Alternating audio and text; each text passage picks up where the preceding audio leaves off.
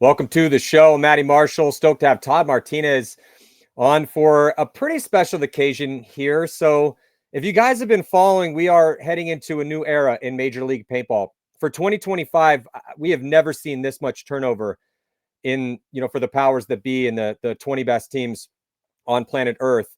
We're having new pro teams come in, established teams change their names, complete turnovers of most of a starting roster, some legendary franchises. It's getting a little bit crazy out here. So we're going to do a bit of a lightning round and reset the stage here for 2025. Go through each of the 20 teams, talk about the moves. We're going to be having more thorough breakdowns of all of these teams and where they stand, potential starting lineups for 2025 as we get a little bit closer and as the dust settles here in the offseason. But just wanted to give you guys a little bit of hit that reset button on Pro Paintball and give you guys an update and some information of where these teams stand. Again, all 20 teams, are going to go through them as quick as we can, as thoroughly as we can in about the next hour and 15 minutes. And without any further ado, going to bring my cohort here, Todd Martinez, into the mix. Todd, how you doing, bud? We got a lot to talk about. And even though we do have some time to talk about it, we got a lot of ground to cover, brother. How you doing? I'm doing great, Matty. Thanks for having me. Man, I tell you what, it's paintball transfer portal time. Everybody's in here. Everybody dove into the portal. Where are we going? What are we doing this year? We have so much to talk about, way more this year than I feel like any years in a really long time. There's been those 1-2 big names, here and there for the past few years. But this year, everybody dove into the portal and everybody's coming out the other side with a new look. I mean, before we get into it here, Todd, there's really only 2 of the teams out of the 20 that we're going to discuss here that haven't had really big changes. That's Uprising and PB Fit, though I am hearing potential, minor pickup here, divisional player there for them, but no, even though their guys were trying to get poached, no one took the offers. And so we'll get to Notorious and PB Fit. Other than that, everyone, not Notorious, but Uprising and PB Fit. Other than that, it's been the Wild Wild West out here. It has been absolute madness. Some teams with way bigger changes than others. And again, guys, we'll be bringing you more in-depth content and, just kind of taking these teams and giving us a lot of time, bringing on different guests from those teams to discuss the chances for 2025. But let's just dive right into it. And we're just going to start with number 1 overall team for the year here, Red Legion. So, Todd, obviously a team that you guys are familiar with, as you played them on the ESPN show and team you've been playing against for years. But one of the teams that didn't have a ton of change, they were going pretty hard in the offseason to try to pick up. They were trying to make moves and they were offering guys some decent money to do it. But the time requirements that Legion is putting out there for their starters is pretty substantial. And so far, Mikey Urena, coming over from Edmonton Impact, really the only one to make that big move, and that is a big move. So your thoughts here on Mikey Urena heading over to Red Legion from Edmonton Impact? Well, honestly, I think that it's a great move for both parties, right? For Mikey and for the Red Legion, because what they needed was depth, right? Obviously, up until before this year, it seemed like the Russians really needed a snake guy, right? And it really just seemed like Malloy just decided, all right, well, we need a snake guy. I'm just going to go play the snake. And with the addition of Justin Rabakov, getting a guy that can play, as the 3 or as a 2, really on either side of the field, and Malloy taking the onus upon himself to go be the snake guy for them, I think that really, contributed to their success this entire season. By having dominant players at every position, but adding Mikey Urena gives them another snake guy. You can never have enough guys that can play the 1 on the snake side. Having depth over there, and also probably freeing up Malloy to, play any other position on the field, which he can play, and not having to be the 1 on the snake every single point for them to be successful. Adding more depth to their bench, is going to make a big difference. The Russians went after a ton of guys, right? Like they called a bunch of guys on my team, right? They tried to steal a bunch of my guys, right? Because they know that when you want to go deep into these events, it's tough sometimes if you don't have guys that can come in and give your starters a breather, guys that can contribute in practice, guys that can, perform that aren't playing regular reps. So, it was a smart move by them to try and add depth to their roster. They threw out a wide net, got one, and we'll see how those other guys continue to develop that have been their bench players this year. And also there's still time left to see if anybody else actually decides to go over the Russian way. Yeah, we're just, again, giving as thorough of an overview as we can here, with there's still potentially some moves to be made, as there still is a little bit of time in this offseason, but so much has been done. Todd, I totally agree. Getting depth on that snake side is going to help free up Malloy, maybe free up J-Rab as well, too. Look for Legion to potentially try to pick up another body if they can, as they have been trying to pick up a ton of players. But before we move on, I mean, the big story with Legion last year is that they were able to take the series title, winning 2 events. Getting Justin Rabikoff was that missing piece, because even though they had that other starting 4 in 2023, weren't able to do that well, even with those 4 amazing players. And to get the addition of Mike Arena is a massive pickup, because they just don't have a lot of depth off that bench, even though they've been working on that second line for a while. So will someone emerge in 2025 off that second line? Are they going to get another body, another big name? We don't know, but still, this team is going to be a massive threat now, even potentially even more so than they were with the addition of Mikey Arena. So let's move on to our next team here, the second overall team, San Antonio XFactor here, Todd. As San Antonio XFactor, another team, not a ton of change here, though a bit of big news. Actually, it's one of the, depending on how you want to argue this, this is one of the bigger moves in the offseason. Anytime Archie Montemayor decides to change teams, it's a big deal. So he leaves San Diego Dynasty, goes back to his boys, but also XFactor losing Axel Godin to the new Notorious Tauntaun squad, which we'll get to in a little bit here. Other than that, that's the most information that I know as far as any changes for a team that did incredibly well last year. Again, second overall, 2 second place finals finishes, and then an 8th, a 6th, and a 6th. So incredibly consistent. They're definitely going to be a threat with Archie, but that's kind of the question that I got to throw to you here, Todd. And, again, not a lot of moves to talk about here, but so XFactor then, is this a plus or a negative for them? They pick up Archie, legend, future Hall of Famer, plays more of the 2, can't play the 1, and then they lose Axel. What do you think? I don't know how you can look at this as a negative. If you get Archie Montemayor on your team, it's a huge upgrade, right?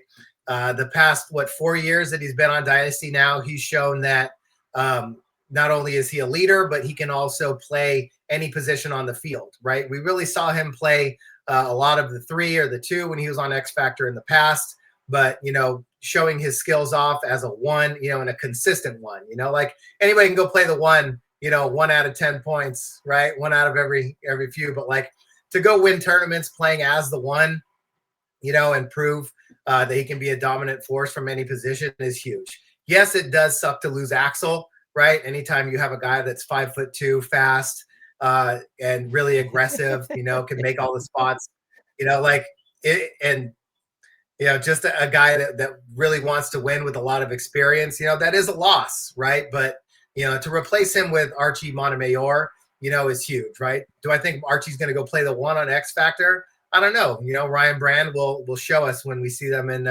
Tampa, right? But adding Archie to that, getting Fuzzy back last year, Matt Jackson, I think is going to be huge, right? Because when you have Meter, Matt Jackson, and TJ, right? Those are kind of like 3 guys that are used to playing with each other, work really well together, talk really well together, and then you have, the veteran who just keeps on, playing at a high level, in Colt, and then Billy Bernaccia, the ageless snake man, who, his hair stays black, you think there'd be a lot more grays in there, but, that's, you can't really, take anything away from a guy who's ran face first into the snake for,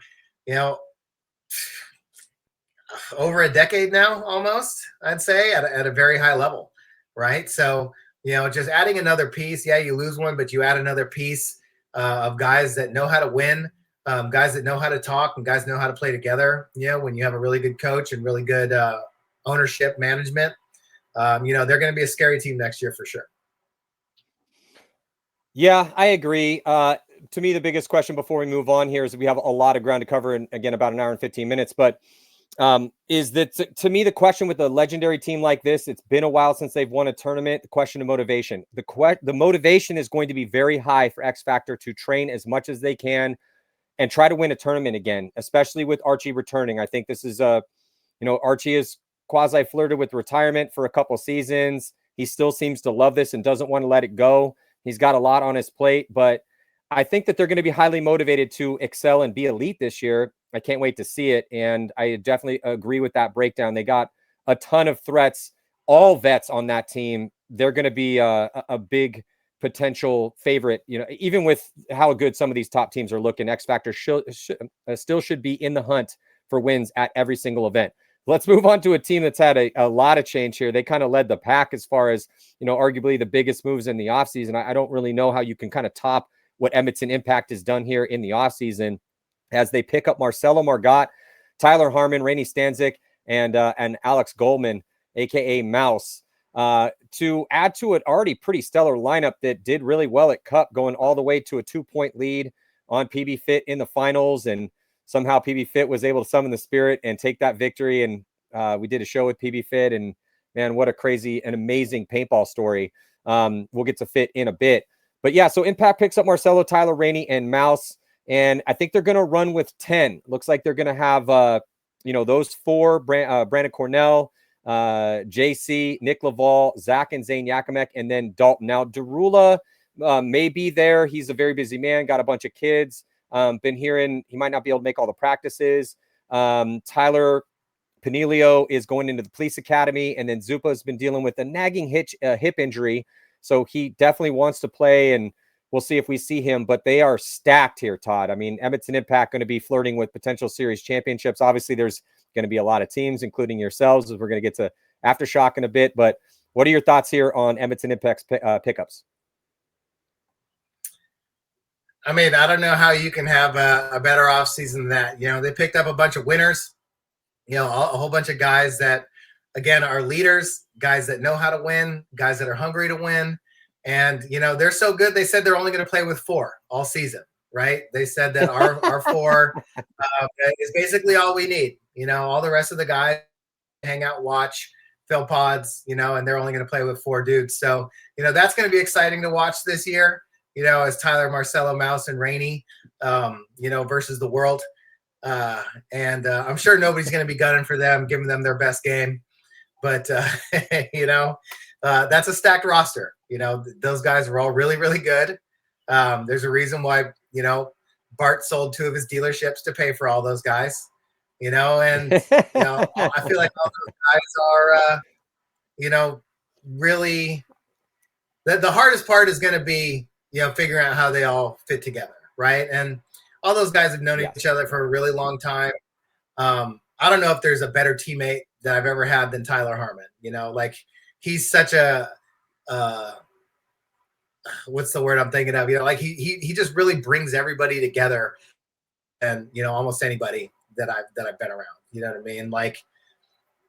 To be able to get that level of talent, all in one group, is just going to be like coaching Team USA, which Dave Baines obviously has experience doing before, right? So, it's going to be fun to watch, obviously, puts a target on their back, for everybody in the league, but, expectations are high, but those are guys that are used to high expectations. And it's not like Brandon Cornell and Justin Cornell and Nick Laval are a bunch of chumps either. You know what I mean? 6 through 10 are all dudes that have won series titles, won championships, won multiple events.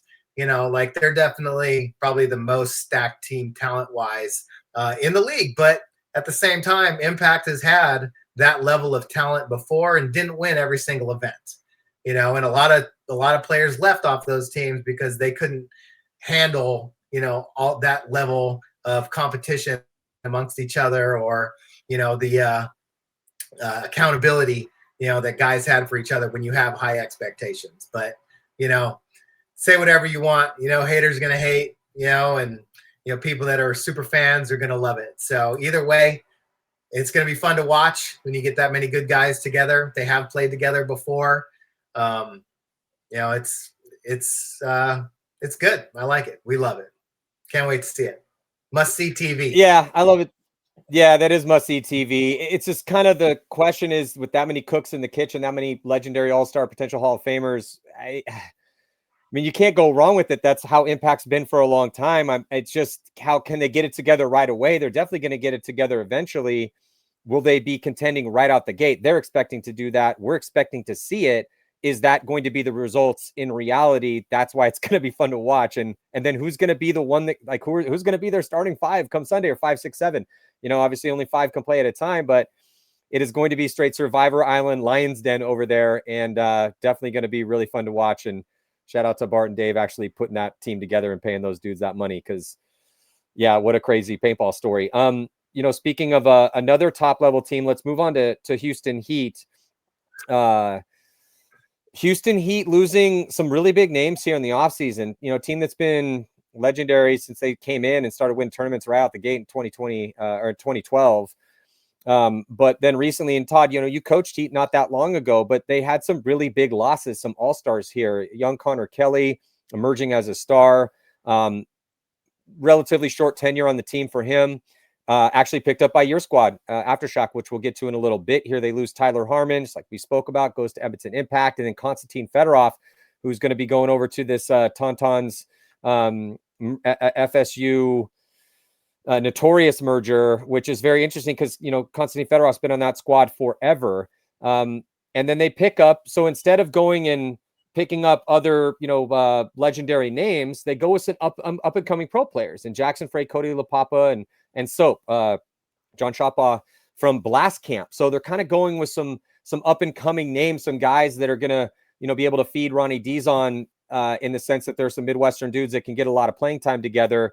But this is an interesting move here. He typically poaching top-level all-star talent, and maybe LaPapa, Frey, and Soap will be that one day, but they just got to the Pro League. So a bit of an interesting move here for Heat to kind of go a little bit more organic and try to build those guys up to be all-stars. What are your thoughts on these moves here for Houston Heat?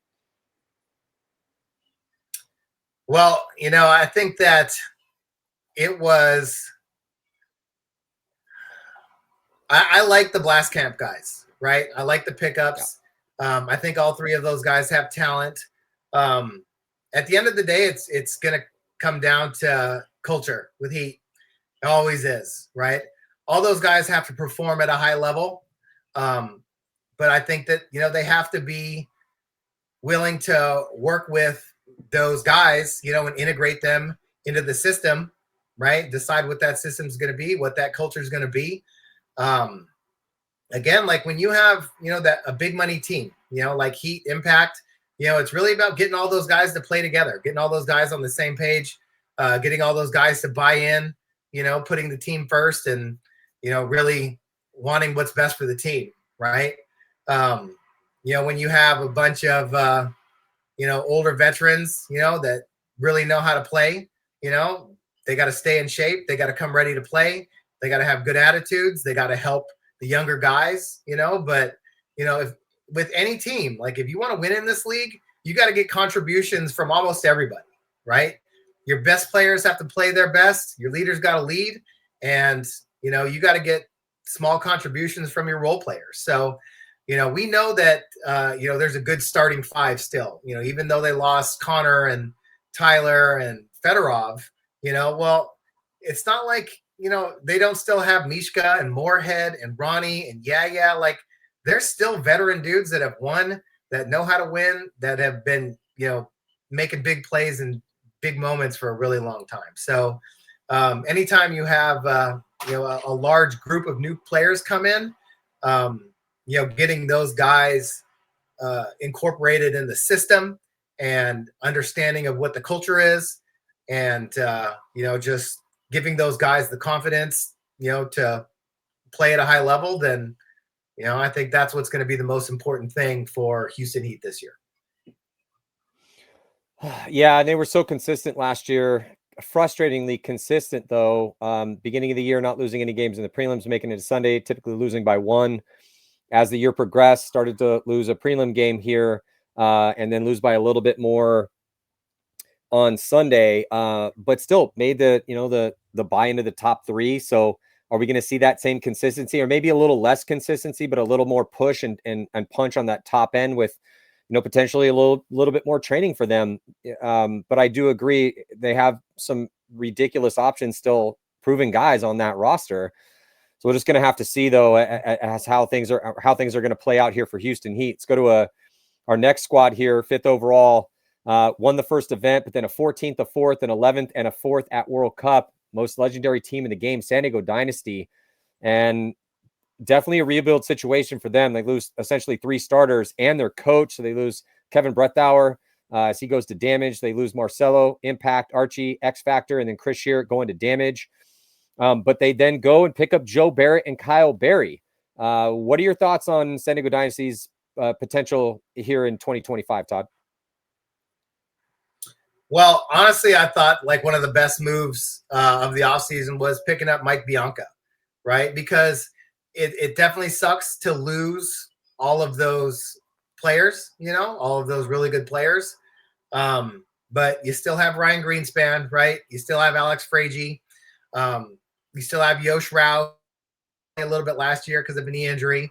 So, when we talk about like the culture and the understanding of, the team's identity, you still have the identity of the team. And, bringing in a guy like Mike Bianca, he's somebody that's really good at, uplifting people, maintaining that culture, bringing in his perspective, on getting the new guys to embrace not only, what has worked in the past, but also, what can work in the future. I feel like he's somebody that helps bring people together. And, if there's anybody that's going to help in a large transition when you lose, a lot of talent and a lot of high number of players, I thought it was a good move to bring in Mike to, really be that bridge, for the new guys. And, the new guys all are players who are still really hungry to prove themselves in this league. I feel like Kyle Berry is someone who,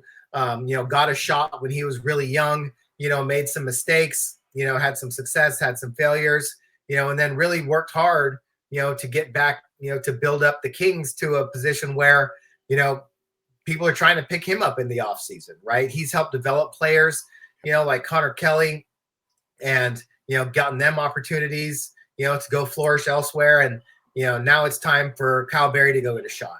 Joe Barrett, lives, breathes, sleeps, walks his dirty bare feet in paintball. That's all he cares about is paintball and, being the best he can be and playing as much as he possibly can, that and avocados.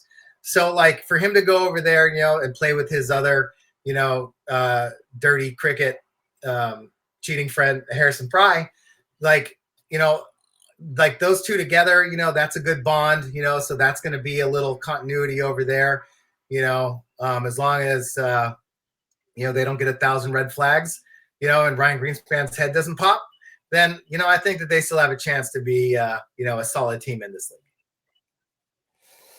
I couldn't agree more with the pickup of Mike Bianca. They also elevated Junior Brown. So Junior was kind of apprenticing under Coach Brettauer for a while. But so the analytics and the mentality that they're going to be able to bring, I love what Mike did with the Hurricanes. Mike's a friend of mine and we speak quite a bit. And I just think he's got that perfect headspace, or is in the perfect headspace with the experience he's had to go in and try to, because when you coach Dynasty, like part of the magic of Dynasty is a bit of antagonism. It's intellectual antagonism. You have to be able to have vicious discussions about the tactics and the strategy and personnel, and it all floats to the top. The best floats to the top, best ideas, best concepts. And I think that Mike's going to be able to hang with them IQ to IQ in this game. And I think that that's going to be a blessing for them. And I do agree with you that both Joe Barrett and Kyle Berry are scrappy guys that were playing well and having some good looks on teams that were underperforming. And when you lose a Marcelo, well, who do you put in that position? He's irreplaceable, but maybe they can get to that level. I mean, good luck. I mean, he's in some people's mind, he's the GOAT, particularly in his position. And then who replaces Shear? So again, we'll be doing deeper dives on these teams as we got to get through all 20 here tonight. But yeah, Dynasty, I like the pickups. I think that, again, it's short-term goals and long-term goals. I think short-term, they picked up some guys that are going to help them immediately to plug some holes. They didn't really pick up any projects. These are dudes that have been playing in the league for a long period of time. They are known commodities, and Dynasty always makes everyone better. I mean, no one goes to Dynasty and doesn't get better. That's just how it works, you know? Yeah, and they still have those, couple guys in Arturo and Danny Schonauer, a lot of guys that are still there that now are going to play more, especially, with Shear leaving, right? They're going to get more opportunities, right? Danny's going to play more. Arturo's going to play more, right? So. Oh, for sure. Yeah. So, but that means they need to step up. If you're losing Archie and you're losing Chris, okay, well, then you need to step up and be a lead and be an MVP so they can win more tournaments and continue the legacy. Let's move on to PB Fit here, Todd. So, PB Fit with the historic run at World Cup victors. It doesn't look like they're making any changes. They might be picking up potentially maybe a divisional player, local guy. We will see. If you win World Cup, and especially with the run that they had, taking down Damage, Legion, AC Diesel, and then Impact, they don't need anybody because they just beat all those teams to win World Cup. But maybe potentially trying to fill it. And all the teams we're going to talk about here today, they're a team that it really isn't making any moves. Again, maybe one potential for them minor pickup. What do you think about PB Fit here for 2025? Man, PB Fit's just a perfect example of hard work pays off. I don't know if there's anybody that is as committed, that plays as much as all of those guys, and together, right? Everybody lives close by. Everybody goes to the field. They do drills. They play at night. They play on the weekends. They're just committed, right? Like, they're competitive. They're committed. They put in the work, right? Those are the three things that require elite level players. And if you do that consistently for a long time, it just goes to show. I feel like from the very beginning in Vegas, they came out and they played well and they got better every single event, right? This is a team that, had played together and got into the pro division as AC Dallas, played for a year, got relegated, went down, won every event in semi-pro, came back and used that experience and to not only at practice, but also at the events, always learning, always keeping confidence and expectations high. Ownership has been nothing but terrific as far as support. I mean, it's a family business, right? Where everybody comes in to work every single day. Everybody cares, everybody puts in the time, and they truly care for each other, right?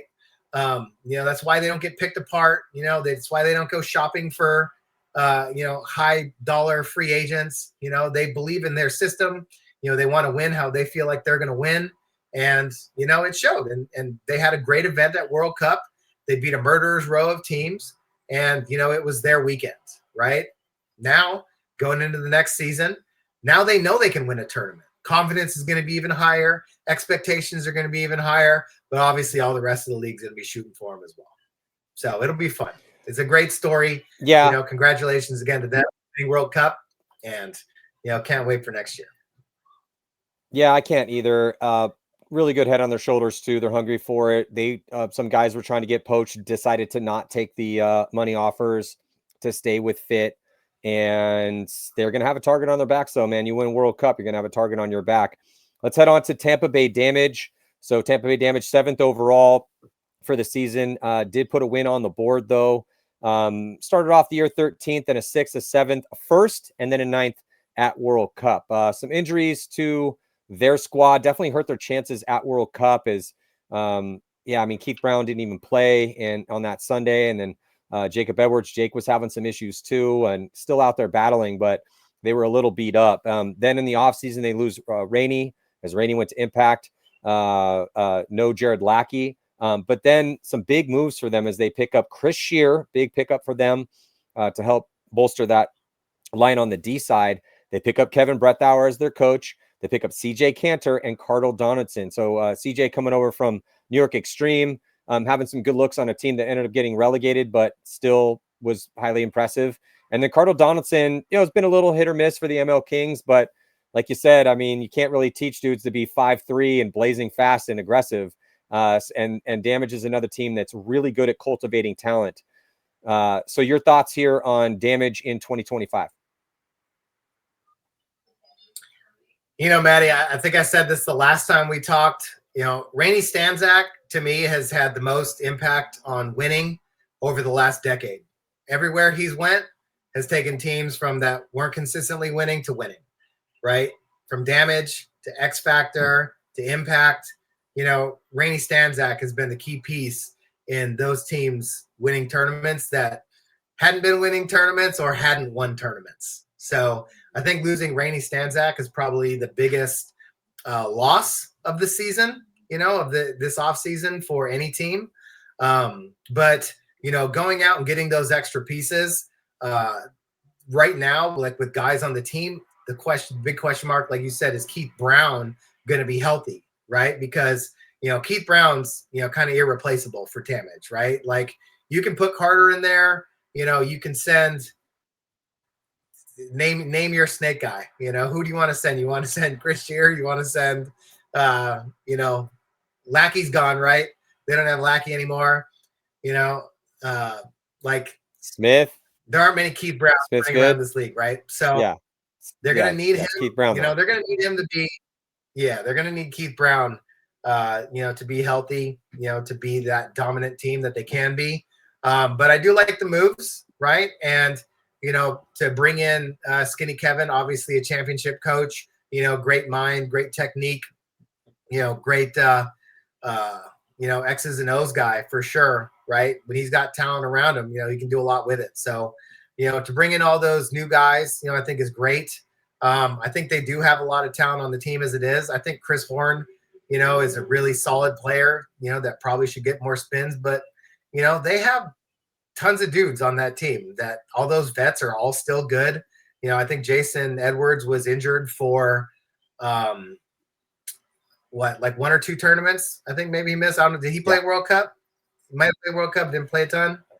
Yeah. Right? Yeah. But but they still have Jacob Edwards, and when you have a guy that's, arguably a top 10, top 5 player in this league, maybe definitely top 5 gunfighters, in the league, then, you always have a chance, right? Because if your best players are going off, and the role players can do their job, or your second and third players are doing their job, you can definitely always, play at a high level as a team. But, to win, you need all 5 playing good. You need help from your bench, and, you need your coach to do a good job. And, they have high-level guys in every single one of those positions. So, I definitely wouldn't sleep on Damage.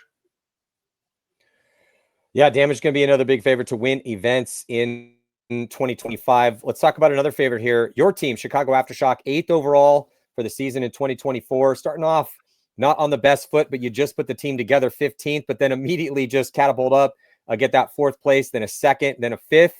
And then the 11th at World Cup. So a little bit of change for you guys. Well, I mean, you tell me how much change it is. I think it's actually quite a bit of change. Just depends on how you're looking at your starting 5, to be honest, for me. You're going to be losing Al Fernandez to retirement. You lose Nick Sloviak. But then you pick up the, three bodies from the Bears. You pick up Joey and Robbie Altimore and Nick as well. And then you get Connor Kelly. So you guys are definitely loading up on depth here, Todd. So you're going to have a much deeper team. You're going to have some more options in that first attacker position. You're going to have some more options in the 2s and the 3 position. So probably going to make it a little bit harder for you to figure out your starting 5 than it was here in this season. But still, Shock is going to have a lot more options for this upcoming first event. So give me your thoughts here on the new roster and, what you think are your biggest moves and what was I guess another thing that people have kind of been asking about too is like picking up all 3 dudes from the Bears. Is that a move to just solidify your depth, knowing you're losing some vets that can play and have been doing it for a long period of time at a pretty high level? And so what was the mindset behind that? Well, obviously Aftershock's the coolest team in the league, baddest muff, around, like everything, I'm saying? Like, I love our team. Our team is so much fun. Connor Kelly biggest pickup of the offseason. Just ask Servant Mike. You can see it on my Instagram. He said so. Obviously, it's true. We called Lomo Mozzarella, about the New Yorkers. He vouched for him. He said that, they can come from Brooklyn, on down to Chicago. So, we felt that adding that depth was very important to us because, last year we started with 10 guys and then finished the season with 8, right? Trent hurt his knee. We're still kind of waiting. Trent missed in Atlantic City, so he missed the last 2 events. Talked to him today on the phone, still just waiting to, really see that he's back. So much upside for Trent. Excited for him to come back, but also I don't want to rush him back. But, we needed to add some depth, right? When we go out to these tournaments and it gets hot or it's raining, or somebody gets hurt, you always have to be prepared. In Chicago, you never know when you're going to play a 5-point game or you're going to play a 14-point game, right? I think that there were certain events, certain situations last year where experience and depth played a role in, how we performed. And, you never know. We have some guys that have real life stuff going on, A-Rod's, signing big contracts, about to go on a world tour, follow Xander Rodriguez music on Instagram, get in now before he blows up. Thomas Kim is, going to be flying Donald Trump on Air Force One, probably throughout the season. So, we don't know, when he's going to be available sometimes, but, adding that extra depth, is huge for us. By getting the 3 Bears guys, we get a 1, a 2, and a 3, right? And 3 guys that have played together for a long time, right? Since they were kids. And we also get 3 guys that talk very well, as I've known from practicing them, as the Bears, as the Thunder Bears.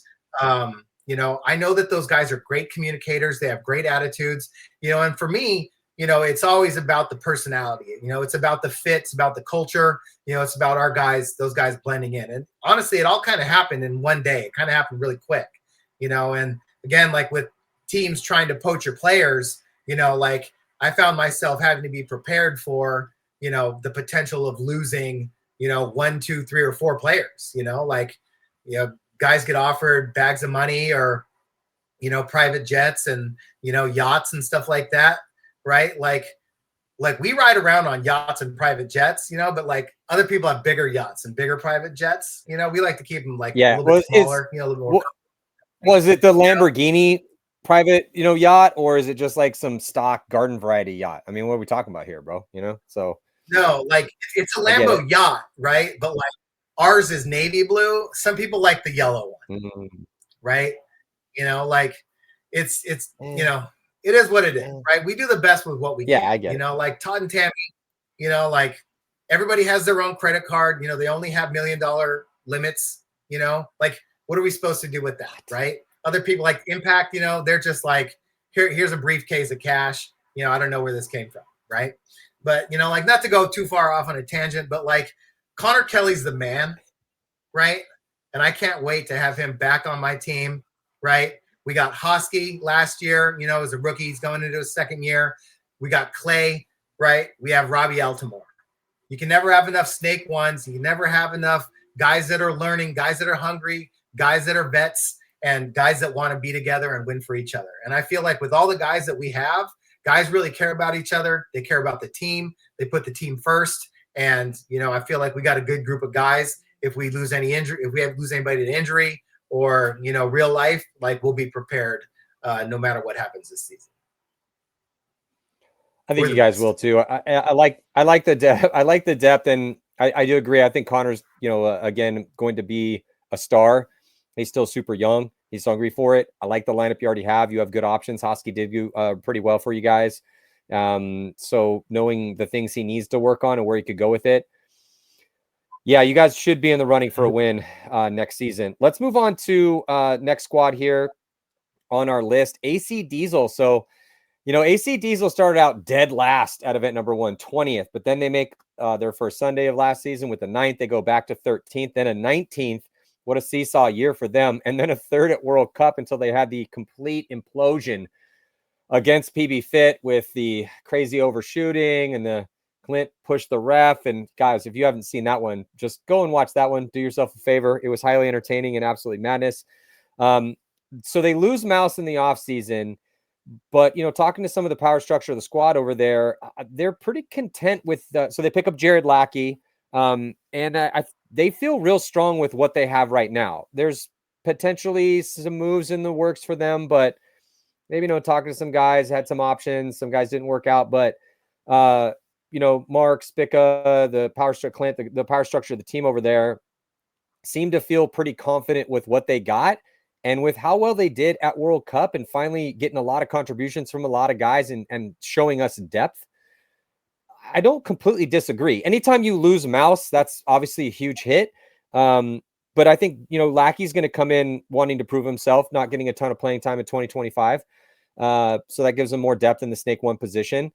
What do you think here, Todd? Man, I mean, I understand what Mark did by bringing in those other guys. I don't think he let it bake long enough, like getting rid of A-Rod after one event, giving Hinman one event, letting J-Rab go. Like, it is what it is, that's the past now, right? But it always felt like the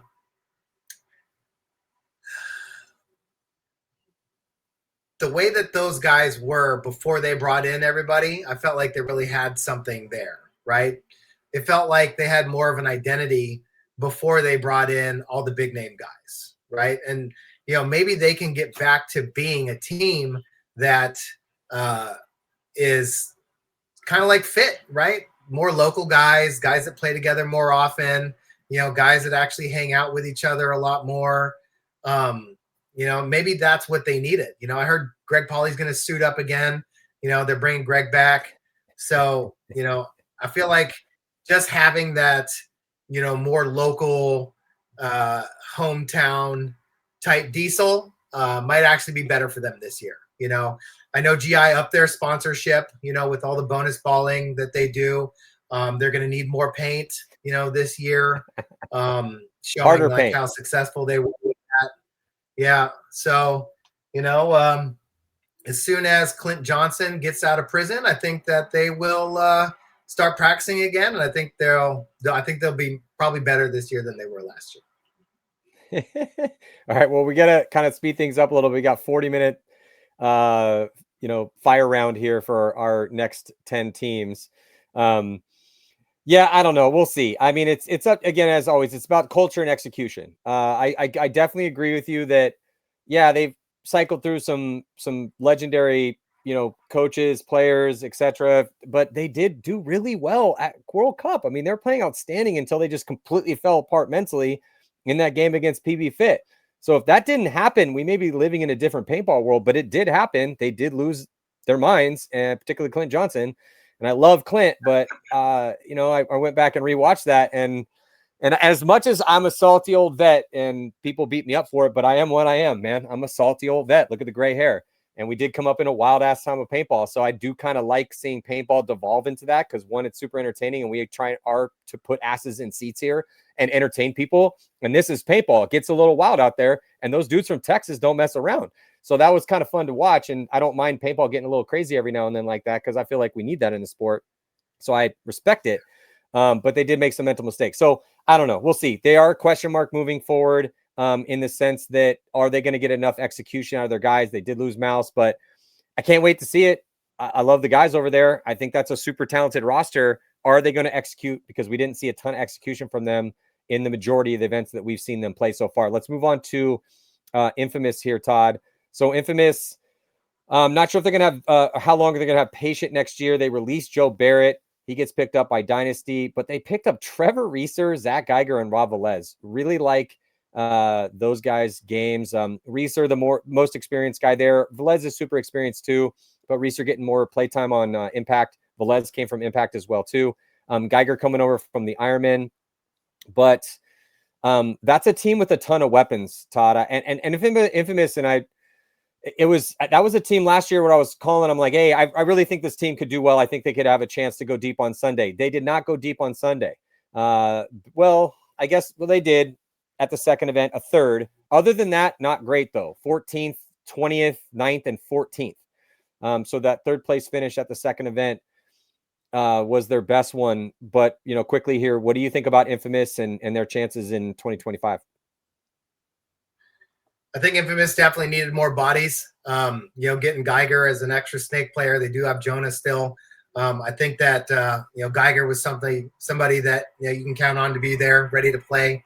I think Trevor is a great pickup for them. I think Trevor played some of his best paintball with Infamous, helped Infamous get a win when they hadn't had a win in a minute.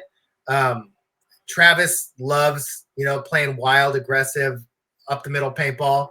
And I think Trevor is perfectly fit for that, right?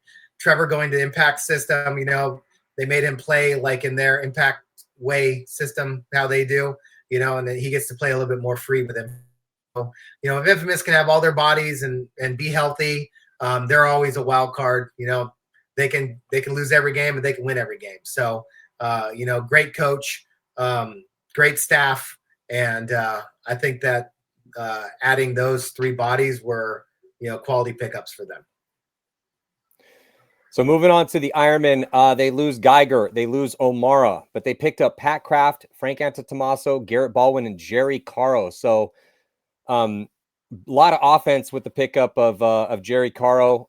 Frank Antetomaso didn't play a ton last year, gained a little bit of weight. I hear he's just on a mission to shed the weight and be a force out there again. We've seen Baldwin do well over the years, Canadian guest bringing him in, I believe, and then Pat Kraft from New York Extreme. What do you think about the Ironman's chances here, currently sitting 11th overall, middle of the pack with, one decent finish with that third, but a 14th, a 20th last place, and then a 9th and a 14th at Cup? Well, I definitely think losing O'Mara hurts, but they still have Tom Guest, who I think is, a stud player. Having Garrett Baldwin and Frank come to the team, like those three were on that Aftermath team together when they were playing really well. So, those pickups aren't really, like flashy, to the public. But, whenever you have guys that have played together before, that are comfortable with each other, that know how each other want to play, that have had success, like that's huge, right? And I don't want to hear about Frank's too fat, to play paintball, because, I played with Todd Adamson, and that dude, wasn't always that skinny, and he shot people from the hip with his tongue out, like Michael Jordan, right? Just blasting people. So, he did. If Frank shows up, he's healthy, I think that's what's most important, right? Because, Frank, he's hurt his back, he's hurt his ankle, he's hurt, thing. It's more about the health for Frank, than it is about the weight, you know what I mean? So, you can play fullback at 230, you can play fullback at 300, right? So, just look for that dude to plow down whichever side he's going. The Ironman love Jerry Caro, former Ironman before, getting him back. He's a Raiders fan, so he'll stab somebody, punch somebody. He's cuckoo, he's ready to go down the snake and go bash somebody's head in, right? So having him, as a weapon, small, fast, can't teach that, good pickups for the Ironmen, second year in their rebuild, retooling, get more weapons, have another go at it. We'll see how it goes. So let's move on to the Bears. Now Energy Elite was the Brooklyn Bears last season. Allen came in, former owner of Energy Elite. Looks like Magic Mike has departed. It's going to be Allen's show over there. I did get a chance to talk to Allen. He seems pretty stoked. They're bulking out a divisional program. They got a huge tryout coming up here pretty soon, bringing out over 20 people. Looking for, diamond in the rough for the pro squad, and then to fill out some roster spots under the divisional squad. But keeping Evan Manners, his two sons, Ashton and Austin. They're picking up Matt Askren, coming back, used to play for Level. Ethan Adams coming over from Revo. He's an OG, original NRG guy. Started back in D4 with them. Bowen retired, so I'm not going to see Bowen for them. No GJ. Again, this is one of those teams that's being completely reformed, essentially. No Julian. He came over for a cup of coffee. He's actually going to get picked up by Aftermath. We'll talk about that in a second. They're picking up Damian Vasquez, Missile. Used to play for Dynasty. He's a SoCal guy, super fast, super athletic, great dancer. I think he was teaches dancing, and he's also a law enforcement officer, so he's kind of a jack of all trades. Also picking up John Atkins and Danny Signor. So they're kind of going with a brand new roster on paper here, but a lot of guys they're super familiar with. So he's like bulking out with dudes that he's very familiar with, looking for some weapons. I did like Ethan Adams. He had one good event for Revo. He's going to have to up his consistency, but what are your thoughts here on the new Energy Elite squad? I mean, they definitely picked up a lot of names we've heard of before.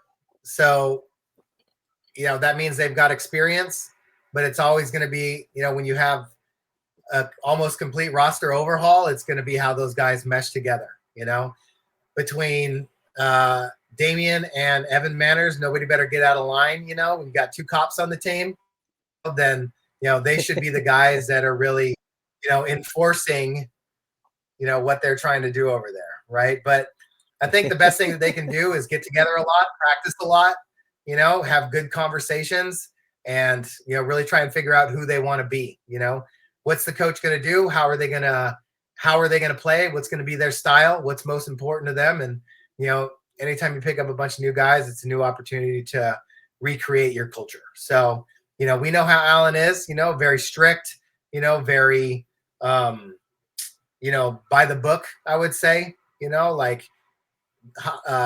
very, he has a very defined standard of expectations, which is great, gives people, rules and understanding of what they're responsible for. So, they definitely have an opportunity to build something.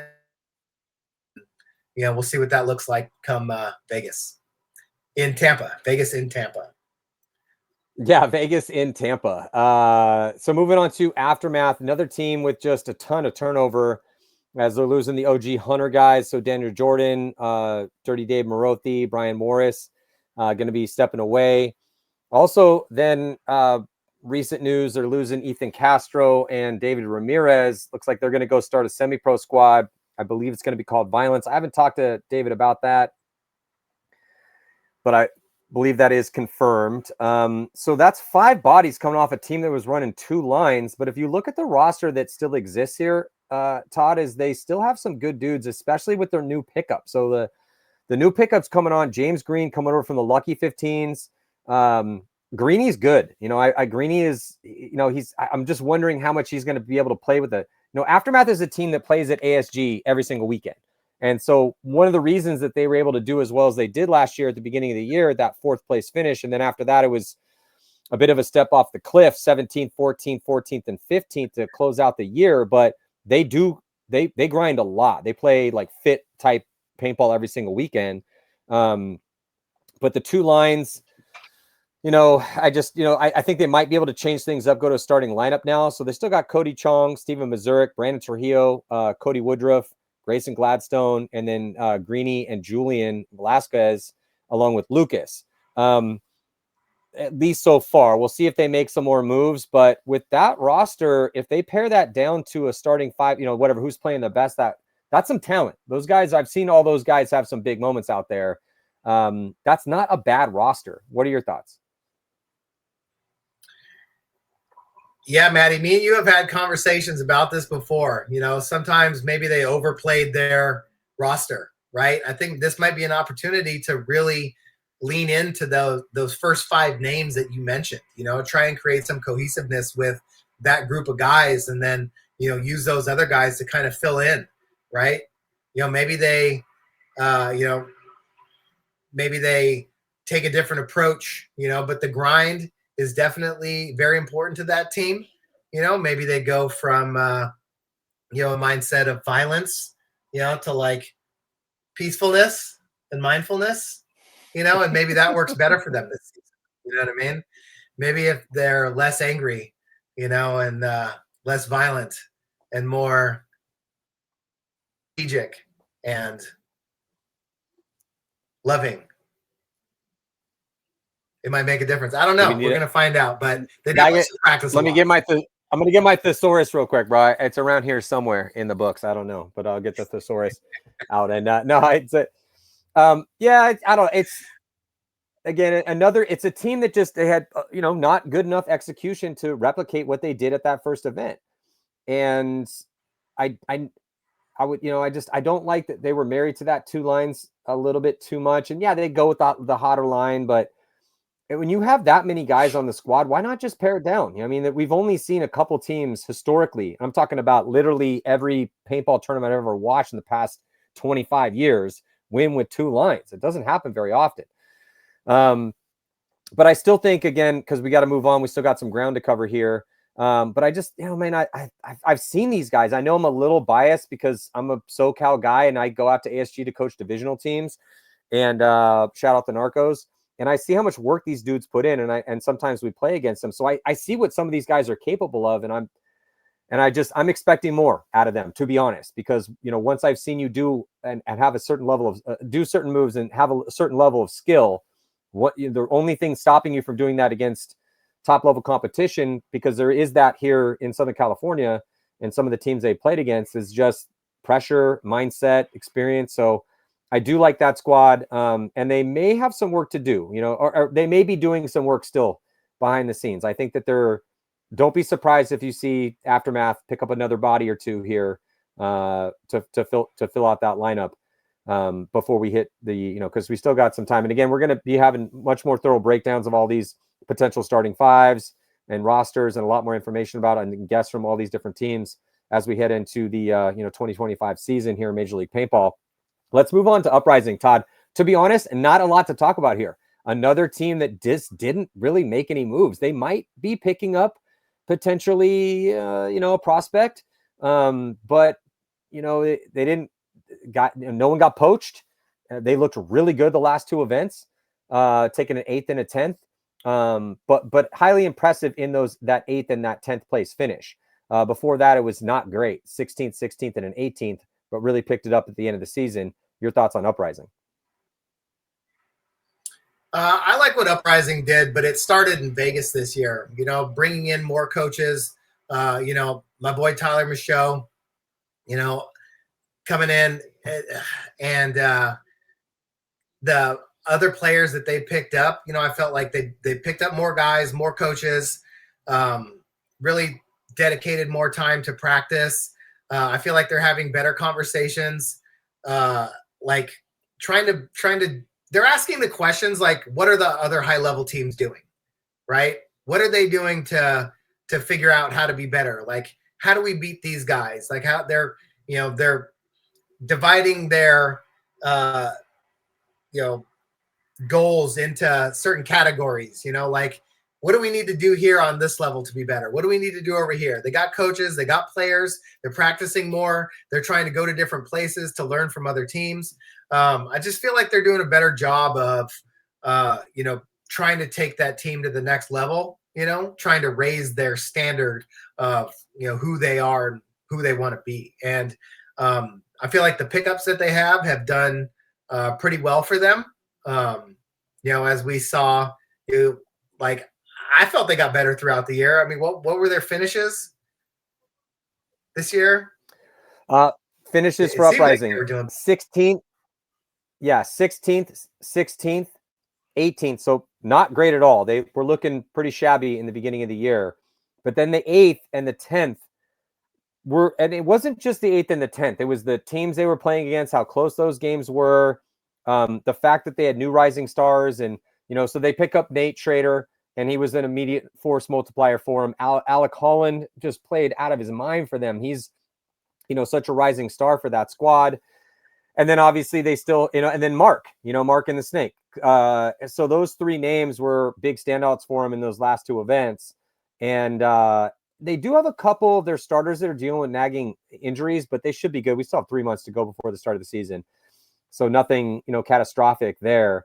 It's a team I don't think they need to make a ton of moves. If they get one more guy, maybe, but they still have Graham Arnold and Borromeo and Eaton. I mean, they still have good dudes on that squad that have been there forever. They have as we always say, the threats and the vets. So they have the threats they need in certain positions, and then the veterans there to, preserve the culture and be those solid dudes in the scramble. So, it's a team that I think that I just think they're going to have a much better 2025 as far as consistency is concerned, just with how good they looked at the end of the season. And it's not just, again, the placings. Yeah, they're making some Sundays, but it was the games they had against some really good teams. Yeah. So let's move on here to the Hurricanes. So the Hurricanes, Todd, obviously losing Mike Bianca, that's massive. I got a chance to talk to Stuart Ridgel. He's still going to be playing. They are going to go with 2 new coaches with Matty Hotard and Justin Spencer. They're going to be co-coaches. Those guys have been around for a long time. Justin was their coach in semi-pro. They are going to be losing 2 of their dudes with Britt is retiring. Justin Bailey, he's got 3 kids. He's going to go play semi-pro. But it looks like they're going to be heading in with 8 strong. They did have a tryout. I didn't hear if they picked up anyone from that tryout. And then Jacob Seawright can't make Tampa. So this is another team that is having a decent amount of change as far as what we've seen so far from them in their pro journey. And they are going to be having another tryout in January 18th through the 19th at LAX in Slidell, Louisiana. If you do want to hit up that, if you want to go play for the Hurricanes, you feel like you got the talent required, they definitely need some first attackers. Hit them up, because you do have to fill out a form and go through a vetting process, because they're not just going to do, a straight up open tryout and hope they find some D3 player they feel is ready. But yeah, so, what do you think? Open tryouts where it's at, man. You know what I mean? Like, you think so? Rudy, up, fill out a form. You know what I mean? You're not going to see Marky Mark and what was that? Unbreakable, the movie where he makes the Eagles. Marky Mark from the Funky Bunch. Yeah. What was that? Yeah. Bro, I think that's fiction, bro. I don't know if that's a real thing, dude. Was that based on a true story? Based on a true story? I don't know. All I know is that Marky Mark was covering punts for the Philadelphia Eagles at some point. You know what I mean? And if you need to find a diamond in the rough, that's where you find it. But they still have a solid core, right? With Ridgel and Camp and Nick Ripple. I feel like the Hurricanes, like, even without Mike Bianca, I still feel like they got a good core group of guys. They still have a style, that works, that can continue on. And, they got players that can play that, and they talk really well. So, anytime you have a team that, has pretty good continuity, it's going to keep, some core guys together, that is already good at communicating, that has shown that they can play at a high level. I think that they'll be a lot better than where they're sitting in the standings right now. The whole double points at World Cup throws everything off, right? Like, I feel like it's, we're talking about some of these teams, and, they have a couple bad events and it gets thrown all over the place. But, who knows? But they're not really in the paintball transfer portal, No, well, yeah. I feel like if you lose a couple guys, they're not in the paintball transfer portal, because they didn't really get, okay, yes, Mike goes over to Dynasty, but they didn't get anyone else. And they still have some good players. I mean, as soon as Seawright gets back, and they still have Camp, I mean, they got Pate. They still have some really good players on the team. Stu's good. So they still have some really strong players that have proven themselves against some really top teams. And, Ripple's good. That's a team that, so Nick's coming back. I mean, they have weapons. It's just, they definitely did not perform up to their potential in those last few events, because they go 2 overall, second place, make it to the finals, have a 3-point lead on Dynasty, and 13th, 12th, flirting with Sunday, 13th, and then 20th. So tough turn of events for them. But let's go to Baltimore Revo next. Now Arsenal, which, to be honest, I definitely like the name Arsenal more than I like Revo, because some people still call it Revo after it's even though it's been Revo forever. Yeah, Revo. Baltimore Revo. It was supposed to be short for Revolution, so it's Revo, whatever. It's now Arsenal. So I feel like this is a team that they should be doing a lot better. They're currently at 16th overall. Started off the year pretty strong with 3 Sunday performances in a row. So they go 9th, 7th, 10th. Then 18th and 18th and 19th. So drop off a cliff towards the end of the year with a lot of talent on that squad. So underperforming towards the end of the season. But when you look at that roster and who they're going to be bringing out, that's a really strong lineup because they pick up Archie Barnes Jr., ABJ. They pick up O'Mara. So you got like one of the biggest up-and-coming first attackers in the Snake in the league, in ABJ. And then you get one of our, longtime, very steadily performing all-stars in O'Mara. So he comes back to the squad. They got a new coach in Chris Jansen, going to be helped out by Opie and Tom, obviously, Tom the owner. And then they cut a decent amount of guys. They cut Frank Antetomaso, Devin Stewart, Ethan Adams, and Clint Moore. So when you're kind of looking, they still got Kyle Bowen and Sean Salcedo and Benny Carroll. So it's like they have and Caleb Abel. So when you kind of look at their roster, it's kind of filled with nothing but weapons and dudes that are pretty experienced at this point in time. I would bet money that I don't think that Revo is going to be sitting at 16th place overall at the end of 2025. What do you think? Yeah, I think Revo did a good job of entering the portal, and getting guys out of the portal, right? Getting O'Mara back, right, is huge, right? Yeah. I think he's a game breaker. Even with 9 fingers, like he's a guy that can play almost any position. He played in the one on the Snake side for the early part of his career and then transitioned into like a 2, a 3, a guy that's really crafty and, a little bit more patient.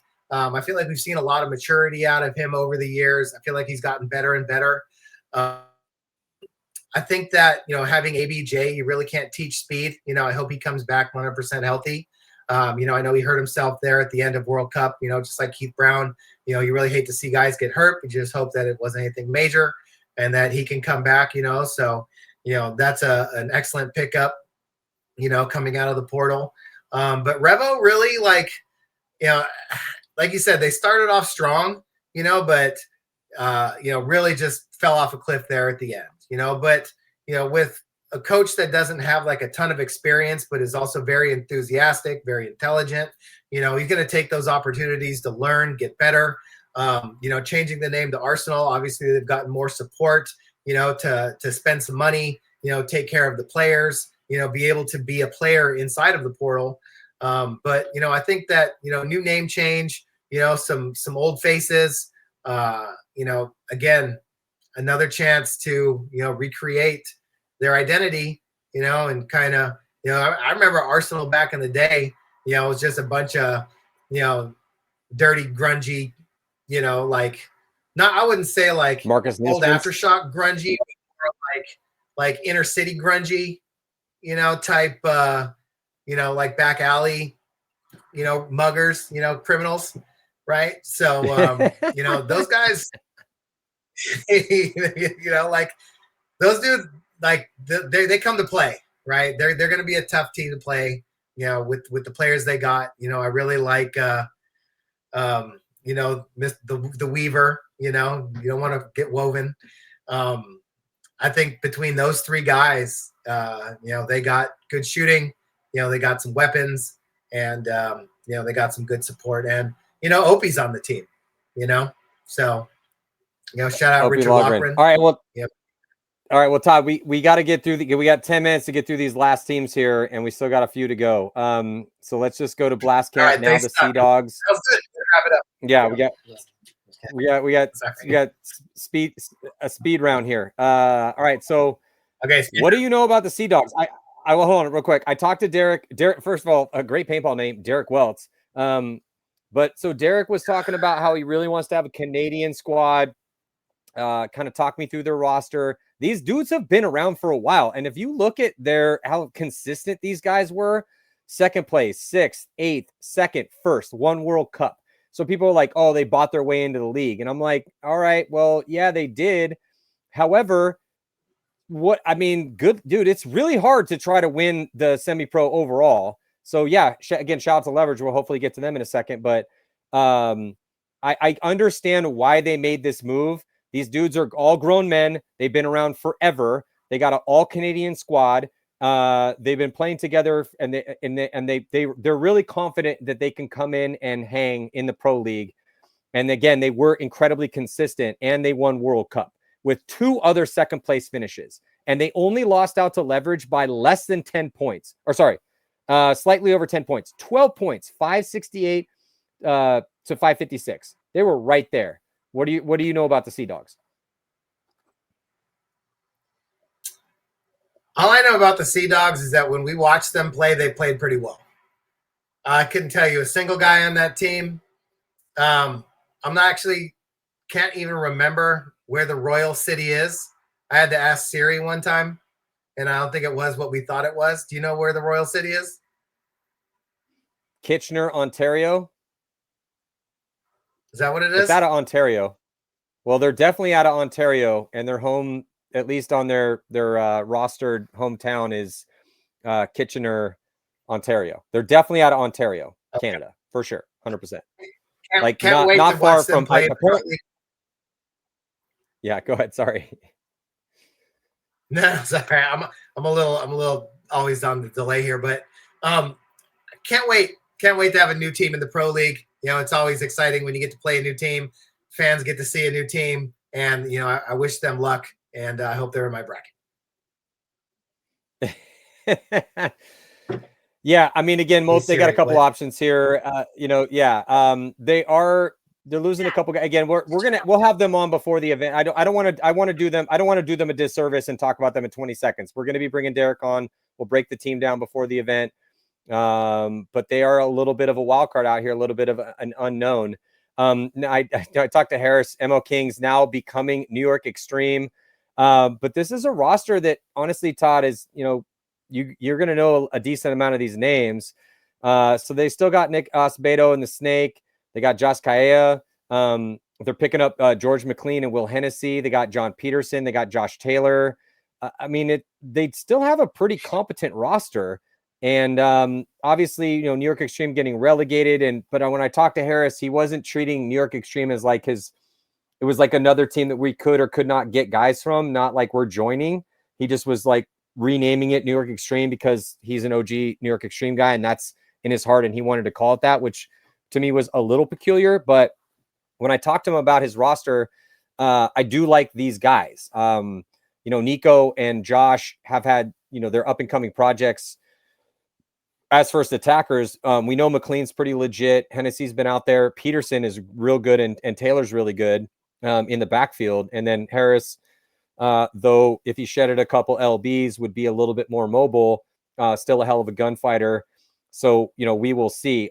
No Elias Rodriguez, obviously, you know, Kyle going over to Dynasty, Carter going to Carter Donaldson going over to Damage. But this is another team that just, yeah, a lot of names, but they got some work to do here. You know, they're kind of reforming it, as this is kind of the mantra for 2025. What do you think about the new New York Extreme here? I love it. You know, in the words of Harris Hussein, you know, you like what Big Daddy do when Big Daddy does it, right? Harris Hussein, fully in charge of NYX. I cannot wait, right? They're either going to do really well or it is going to be a complete shit show, and I'm here for all of it. You know what I mean? They went into the portal. They grabbed a couple dudes, you know, with McLean and Will, who were kind of like floating in the portal, like they entered the portal and then just kind of floated in there, right? Just waiting. And then Harris went in and yanked him back out. But, you know, the guys that you mentioned, all you know, I think are very solid players, you know, and they've been playing together for a minute, right? Between Peterson and, you know, Jackson Blue, a.k.a. Flory Hall, you know, Florida Corey Hall, you know, like I really think that, you know, they could be really good this year, you know, and, you know, you like how Big Daddy does it, right? I think Harris is going to be wheeling and dealing out there with his shoes untied. You know, Harris, you know, they let it fly with Defy. You know, it's going to be a great season for NYX. You know, I think the new NYX, a.k.a. the old ML Kings, a.k.a. the old NYX, you know, is coming straight into this season. Guns blazing, you know what I mean?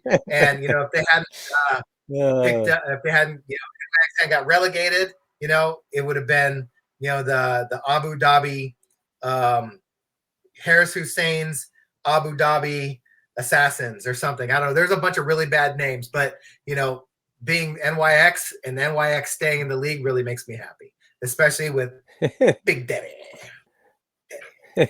All right, we got two more teams to talk about before we sign off. We got to do it pretty quick. So we got Notorious and Leverage. Okay. We'll start with Notorious, as Leverage is the brand new pro team. What's up? They're gone. Yeah, Bye. no, but it's Later. Tauntauns. No, I know. So it's Tauntauns FSU now. But the roster is going to be Axel Godin, Marky Franz, Jared Patino, Diego Santos, Hugo Vernege, Bryce Godin, Fabrice Colombo, and then they pick up Konstantin Fedorov. So it's a little bit of a light line on the numbers. They're not carrying a ton of dudes. Maybe they'll pick up some other guys. I don't know. It probably behoove them to pick up another body or two to give them a little bit of depth.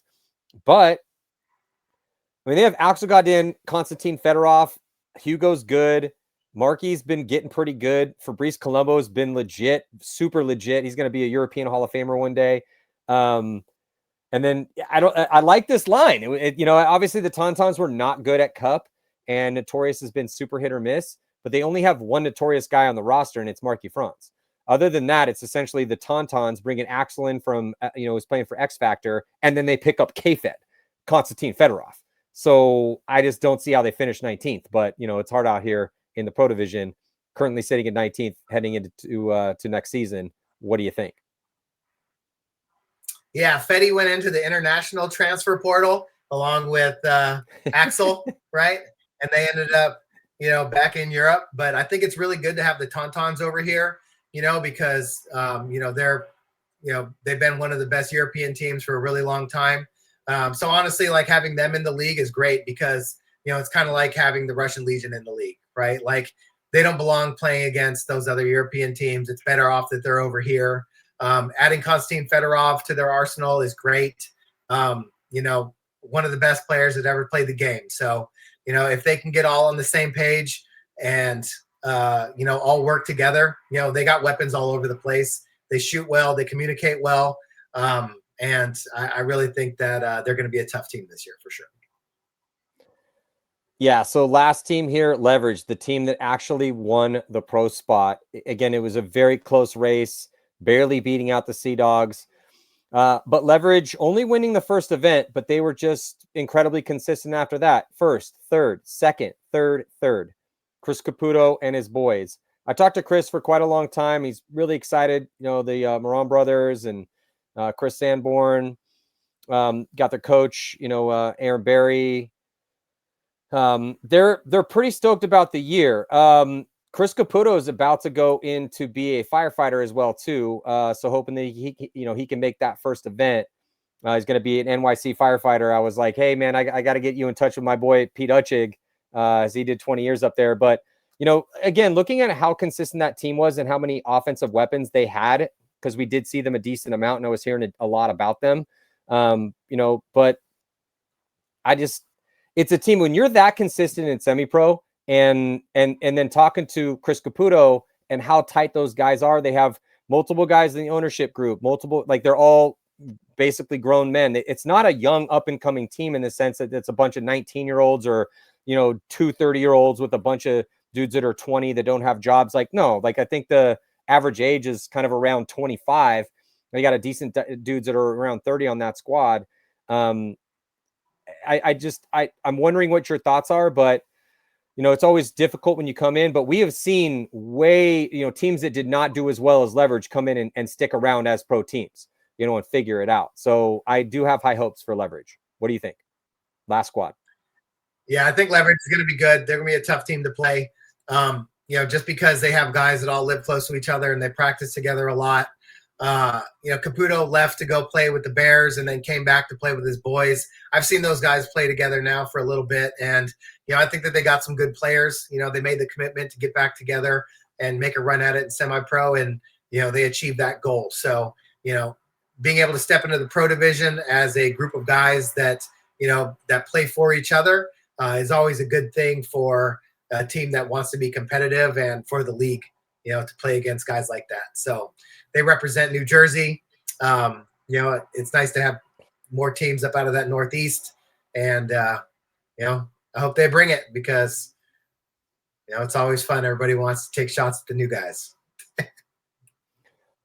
No, for sure. So again, we're going to be giving you guys a lot more content, a lot more information about all these 20 teams that will be playing in the professional division, Major League Paintball in 2025. So thank you guys so much for joining us. But yeah, just wanted to kind of, again, hit the reset button and give you guys as much info as we possibly could, given all these confirmed moves, because it has been a wild off season. And as Todd kind of started with, both of us have been here for a long, long time. We've kind of, you don't really ever see it all, but we've seen a lot of it.